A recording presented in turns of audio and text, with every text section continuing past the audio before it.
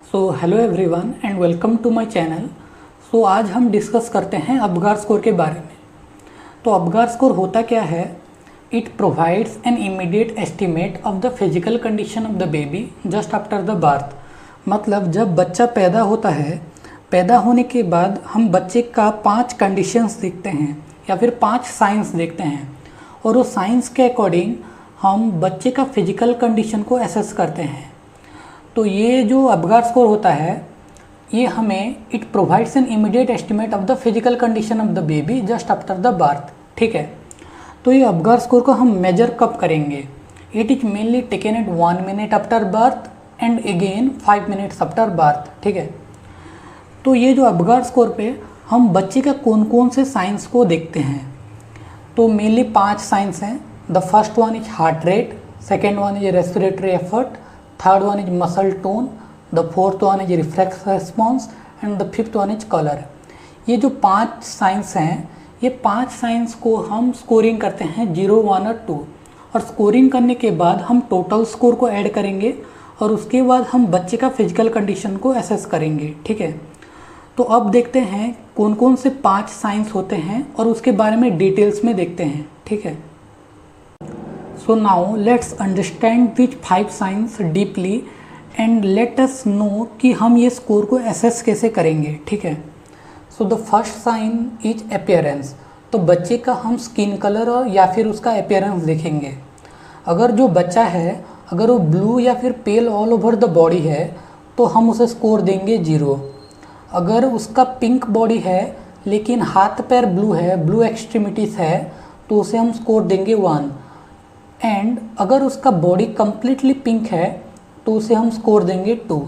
ठीक है, उसके बाद सेकंड हो गया पल्स रेट और हार्ट रेट। अगर पल्स रेट एब्सेंट है तो उसे हम स्कोर देंगे 0। अगर pulse rate less than 100 beats per minute है तो उसे हम स्कोर देंगे 1।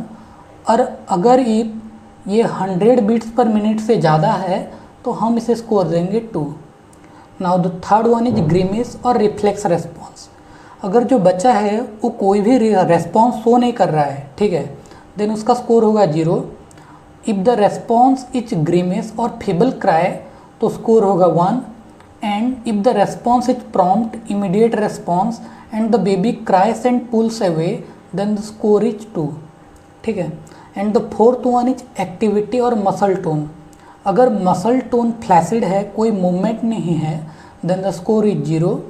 अगर कुछ फ्लेक्शन ऑफ एक्सट्रीमिटीज़ मतलब हाथ पैर पे कुछ मूवमेंट है, then the score will be 1। और अगर एक्टिव मूवमेंट है then the score is 2। And the fifth one is respiratory effort. अगर रेस्पिरेटरी एफर्ट पूरा एब्सेंट है, 0 है, then the score will be 0।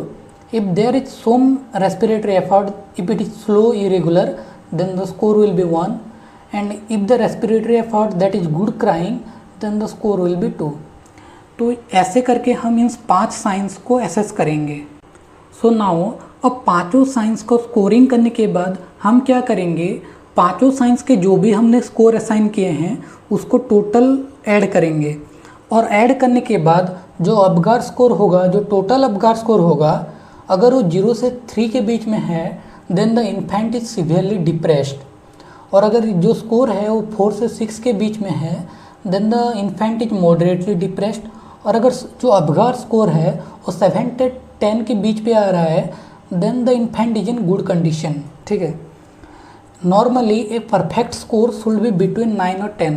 अगर 9 और 10 के बीच पे है तो परफेक्ट है और बच्चा is perfectly all right. And if the score is below 5 then immediate action need to be taken. And one important point is if the infant is with low Apgar score at 5 minutes of age, then they are subjected to high risk of complications and death during neonatal period. So that's all about the Apgar score. And ये जो Apgar score है, it comes as an important question in both the competitive exam and in university exams also who are in the 3rd year. ठीक है, so अगर किसी को कुछ doubt है then kindly you can post the questions in the comment section and I will try to answer as soon as possible. So at the end, thanks for watching and have a nice day. Thank you.